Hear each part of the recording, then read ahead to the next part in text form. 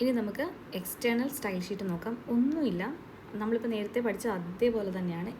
Internally നമ്മൾ style ചെയ്തില്ലേ, inline അല്ല, ഇൻറ്റേർണൽ CSS. അപ്പോൾ അതിൻ്റെ കൂട്ടത്തിൽ നമ്മൾ എന്ത് ചെയ്യണം, ഒരു സെപ്പറേറ്റ് ഫയലും കൂടെ സെറ്റ് ചെയ്യാം. ഇപ്പോൾ ഇതെന്താ, ഇവിടെ mystyle.css എന്നാണ് ഫയലിൻ്റെ പേരെങ്കിൽ ആ ഒരു ഫയലിനകത്ത്, അതായത് പുറത്തൊരു ഫയലിനകത്തായിരിക്കും നമ്മൾ എന്ത് ചെയ്യുന്നത്, സ്റ്റൈലിംഗ് പ്രോപ്പർട്ടീസ് ഡിസ്ക്രൈബ് ചെയ്യുന്നത്.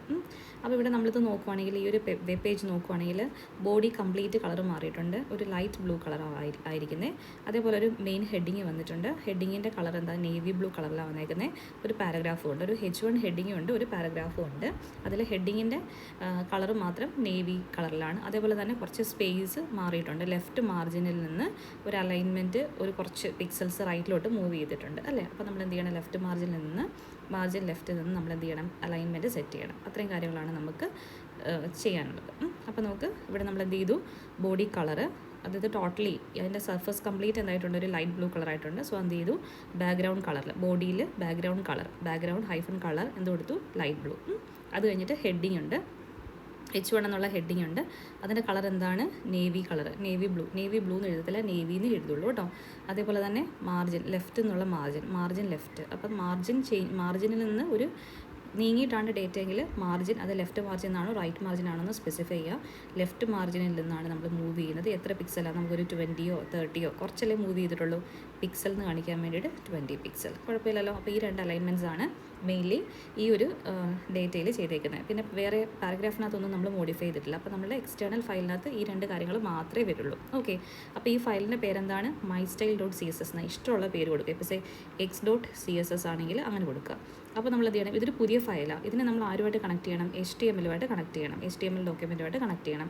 HTML ഡോക്യുമെൻറ്റുമായിട്ട് കണക്ട് ചെയ്യാൻ വേണ്ടി നമ്മൾ ഈ കണക്ഷൻ കൊടുക്കേണ്ടത് എവിടെയാണ്, ഹെഡ് പോർഷനിലാണ്. ഏതാണ്, HTML-ൻ്റെ ഹെഡ് പോർഷനിൽ വേണം നമ്മൾ ഈ ഒരു കണക്ഷൻ കൊടുക്കാൻ. അവിടെ നമ്മൾ ചെയ്യുന്നത് എന്താണ്, ഒരു കണക്ഷൻ അല്ലെങ്കിൽ ഒരു ലിങ്ക് ക്രിയേറ്റീവാണ് ചെയ്യുന്നത്. എന്താണ്, ഒരു ലിങ്ക് ക്രിയേറ്റീവാണ് ചെയ്യുന്നത്. ഓക്കെ, ആ ലിങ്കിൽ നമ്മൾ അവിടുത്തെ റിലേഷൻ പറഞ്ഞു കൊടുക്കണം. നമുക്ക് ഈ ലിങ്ക് ക്രിയേറ്റ് ചെയ്യുമ്പോഴേക്കും നമ്മൾ എന്ത് ചെയ്യണം, റിലേഷൻ എന്താണെന്നുള്ളത് പറഞ്ഞു കൊടുക്കണം. റിലേഷൻ എന്ന് പറഞ്ഞാൽ എന്താണ്, ഒരു സ്റ്റൈൽ ഷീറ്റുമായിട്ടാണ് നമ്മൾ എന്ത് ചെയ്യുന്നത്, റിലേറ്റ് ചെയ്യിക്കുന്നത്, അല്ലെങ്കിൽ നമ്മൾ റിലേറ്റ് ചെയ്തേക്കുന്നത്. അപ്പോൾ നോക്കിക്കേ, ഇവിടെ നമ്മൾ ലിങ്ക് ക്രിയേറ്റ് ചെയ്യുമ്പോഴേക്കും ഹെഡിനകത്താണ് നമ്മൾ ലിങ്ക് ക്രിയേറ്റ് ചെയ്യുന്നത്.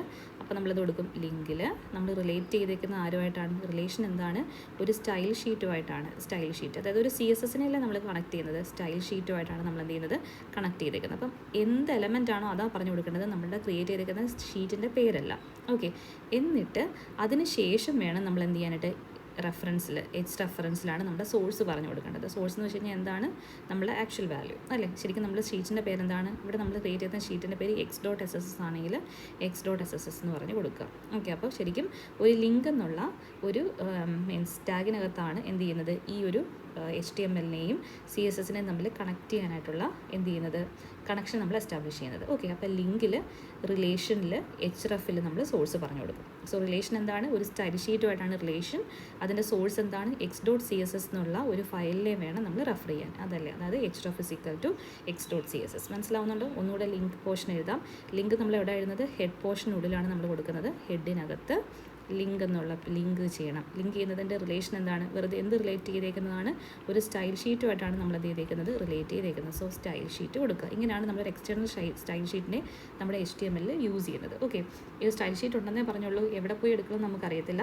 അപ്പോൾ നമ്മളെന്ത് കൊടുക്കാം, href-ൽ നമ്മൾ പറഞ്ഞു കൊടുക്കാം, href ഫയലിൻ്റെ പേര് x.css. മനസ്സിലാവുന്നുണ്ടോ? ഇത് കൃത്യമായിട്ട് മനസ്സിലാക്കി ഓർഡറിലങ്ങ് പഠിച്ചാൽ മതി. സോറി, ഇത് ക്ലാംസി ആയിപ്പോയി. ഒന്നും കൂടെ എഴുതാം. ലിങ്കിൽ നമ്മൾ റിലേഷനുണ്ട് ആരുമായിട്ടാണ്, ഒരു സ്റ്റൈൽ ഷീറ്റുമായിട്ട് അല്ലേ. സ്റ്റൈൽ ഷീറ്റുമായിട്ടാണ് നമുക്ക് കണക്ട് ചെയ്യാനുള്ളത്. അവിടുത്തെ റിലേഷൻ ഏത് സോഴ്സാണ് നമ്മൾ എടുക്കേണ്ടത്, href CS. സോറി, ഇവിടെ CSS എന്ന് എഴുതിയത്, നമ്മൾ X ആയിരുന്നു. CSS ഏത് CSS ആണ്, x.css. ഒരു CSS ഫയലിൻ്റെ പേരെന്താണ്, x.css. എന്നുള്ള ഫയലിനകത്താണ് നമ്മൾ ഈ എക്സ്റ്റൻഷൻസ് എല്ലാം എഴുതിയിരിക്കുന്നത്. നമ്മൾ ലിങ്ക് എന്നുള്ള ടാഗ് നമ്മൾ ക്ലോസ് ചെയ്തു. ഓക്കെ, അപ്പോൾ ഇങ്ങനെയാണ് നമ്മൾ എന്ത് ചെയ്യുന്നത്, റിലേറ്റ് ചെയ്യിക്കുന്നത് അല്ലെങ്കിൽ കണക്ട് ചെയ്തേക്കുന്നത്. ആരെയാണ്, ഒരു നോർമൽ HTML ഫയലിനെയും ഒരു CSS-നെയും തമ്മിൽ റിലേറ്റ് ചെയ്യാൻ വേണ്ടി നമ്മൾ യൂസ് ചെയ്യുന്ന ടാഗാണ് ലിങ്ക്. ലിങ്കിൽ റിലേഷനിൽ സോഴ്സ് പറഞ്ഞു കൊടുക്കുക. ലിങ്കിൽ റിലേഷനിൽ hrefൽ സോഴ്സ് പറഞ്ഞു കൊടുക്കുക. ലിങ്ക് റിലേഷൻ സ്റ്റൈൽ ഷീറ്റുമായിട്ടാണ് hrefൽ സോഴ്സ് പറഞ്ഞു കൊടുക്കുക. ഓക്കെ, അപ്പോൾ ഇങ്ങനെയാണ് നമ്മളതിന് ശേഷം നമുക്ക് ഹെഡ് ക്ലോസ് ചെയ്യാം. പിന്നെ നമുക്ക് സാധാരണ ബോഡി പോർഷൻ എന്താണുള്ളത് അതങ്ങനെ തന്നെ എഴുതി കൊടുക്കുക, കുഴപ്പമില്ലല്ലോ. സ്റ്റൈലിംഗ് ഫുള്ള് നമ്മൾ mystyle.css എന്നുള്ളൊരു എപ്പോഴും എക്സ്ട്രാ ഫയൽ എഴുതുന്ന സമയത്ത് external CSS എന്നുള്ള ഹെഡിങ് കൊടുത്തിട്ട് mystyle.css എന്നുള്ളത് ഓപ്പൺ ചെയ്തിട്ട് വേണം ഇത് എഴുതാനായിട്ട്. അപ്പോൾ ശരിക്കും നമ്മുടെ കോഡ് എന്ന് പറഞ്ഞാൽ എങ്ങനെ ഇരിക്കും എന്നുള്ള ഐഡിയ കിട്ടിയോ? ഇനി നമുക്കിതിൻ്റെ കംപ്ലീറ്റ് പ്രോഗ്രാമായിട്ട് നിങ്ങൾക്ക് കൺഫ്യൂഷൻ ഉണ്ടെങ്കിൽ ഒന്നുകൂടെ പറയാം. ആദ്യം നമ്മൾ എന്ത് ചെയ്യണം, ഡോക്യുമെൻറ്റ് സ്റ്റൈല് നമ്മൾ സെറ്റ് ചെയ്തു, അതായത് ഡോക്യുമെൻറ്റ് സ്റ്റൈൽ കൊടുത്തു, HTML സ്റ്റാർട്ട് ചെയ്തു, ഹെഡുണ്ട്, ഹെഡ് പോർഷനകത്താണ് നമ്മൾ ആ ലിങ്ക് കൊടുക്കേണ്ടത്, ലിങ്ക് കൊടുത്തു, ബോഡി പോർഷൻ എഴുതുക, ഹെഡ് ക്ലോസ് ചെയ്തു, ബോഡി പോർഷനിൽ നമ്മൾ എന്ത് എഴുതണം, സാധാരണ പോലെ ബോഡിയിൽ നിന്ന് എഴുതിയിട്ട് അതിനകത്ത് നമുക്ക് വേണ്ട കണ്ടൻറ്റ്, ബോഡിയിൽ നമ്മൾ ചെയ്യേണ്ടത് എന്താ, H1 ഒരു ഹെഡിങ് വേണം, അതിനകത്ത് നമ്മൾ എന്ത് കണ്ടൻറ്റാണ് യൂസ് ചെയ്യുന്നത് അതങ്ങനെ തന്നെ പറഞ്ഞു കൊടുക്കുക. എന്താണ്, ദിസ് ഈസ് എ ഹെഡിങ് എന്ന് എഴുതി കൊടുത്തു അല്ലേ. അതാണ് തന്നെ ഒരു സ്റ്റൈലിങ്ങും ഇല്ലാത്ത നെക്സ്റ്റ് പാരഗ്രാഫ് ഉണ്ട്, this is A paragraph. Okay, so ഇത്രയാണ് നമ്മളുടെ എന്താ HTML സ്കെലിറ്റനകത്തുള്ളത്, അല്ലെ നമ്മുടെ HTML-നകത്ത് നമ്മൾ ആകെ പറഞ്ഞു കൊടുക്കുന്നത്. ഓക്കെ, എന്നിട്ട് നമ്മൾ എന്ത് ചെയ്തു, HTML ക്ലോസ് ചെയ്തു. ഇനിയാണ് നമ്മൾ എന്ത് ചെയ്യുന്നത്, എക്സ്റ്റേണൽ നമ്മൾ ഈ ഹെഡ് പോർഷനിൽ നമ്മൾ മെൻഷൻ ചെയ്തിരിക്കുന്ന ഈ ഒരു സ്റ്റൈൽ ഷീറ്റ് എന്താണെന്നുള്ളത് ഡിസ്ക്രൈബ് ചെയ്യാൻ പോവുക. അപ്പോൾ ആൻസർ എഴുതുന്ന സമയത്ത് എക്സ്റ്റേണൽ CSS എന്ന് പറഞ്ഞ് കൊടുക്കണം. എന്നിട്ട് ആ ഫയലിൻ്റെ പേരെന്താണ് ഇവിടെ കൊടുത്തേക്കുന്നത്, mystyle.css ആണ്, mystyle.css. എന്നിട്ട് നമ്മളതിനെ ഡിസ്ക്രൈബ് ചെയ്യണം. അവിടെ നമ്മൾ ചെയ്യുന്ന എന്താണ്, സ്റ്റൈലിംഗ് പ്രോപ്പർട്ടീസ് എന്തൊക്കെയാണോ നമ്മൾ ചെയ്തേക്കുന്നത് അതെടുത്ത് എഴുതണം. നമ്മൾ ബോഡിയുടെ കളറും മാറ്റിയിട്ടുണ്ട്, സോ ബോഡി പോർഷൻ നമ്മൾ ചേഞ്ച് ചെയ്തിട്ടുണ്ട്. സോ ബോഡിയിൽ നമ്മൾ വരുത്തേക്കുന്ന ചേഞ്ച് എന്താണ്, ബാക്ക്ഗ്രൗണ്ട് കളറ് ലൈറ്റ് ബ്ലൂ ആക്കിയിട്ടുണ്ട് അല്ലേ. അപ്പോൾ അതുകൊണ്ട് നമ്മൾ ചെയ്തേക്കുന്നത് എന്താണ്, ബോഡിയിൽ ബാക്ക്ഗ്രൗണ്ട് കളർ അല്ലേ, ബാക്ക്ഗ്രൗണ്ട് കളർ എന്താക്കിയിട്ടുണ്ട്, ലൈറ്റ് ബ്ലൂ.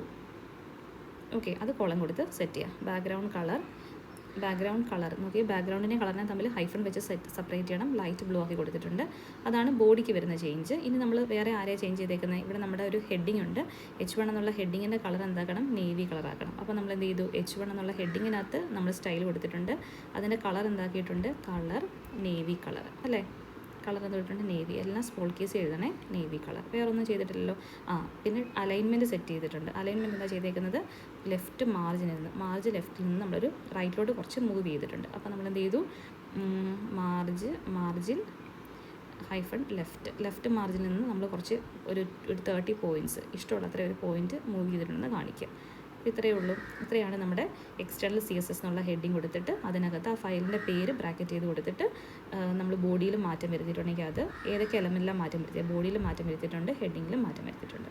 അപ്പോൾ അതിങ്ങനെ മെൻഷൻ ചെയ്യുക. പാരഗ്രാഫിനകത്ത് ഒരു ചേഞ്ചും ഇല്ല, അപ്പോൾ അങ്ങനെ തന്നെ കൊടുക്കുക. അപ്പോൾ നമ്മൾ ആദ്യമേ HTML നോർമൽ സ്ക്രിപ്റ്റ് HTML അങ്ങ് എഴുതി വയ്ക്കുക, എന്നിട്ട് എക്സ്റ്റേണൽ CSS ആയിട്ടുള്ള പുതിയൊരു ഫയൽ എടുത്തിട്ട് ഇതിലേക്ക് നമ്മൾ കണക്ട് ചെയ്യുക. അപ്പോൾ ഇവിടെ സാധനം നമുക്ക് ഈ ഒരു HTML-നെയും നമ്മുടെ ഫയലിൽ നമ്മൾ ലിങ്ക് ചെയ്യാനുള്ള ഈ ഒരു സിൻടാക്സ് മറക്കാതെ പഠിച്ചു വെച്ചോണം.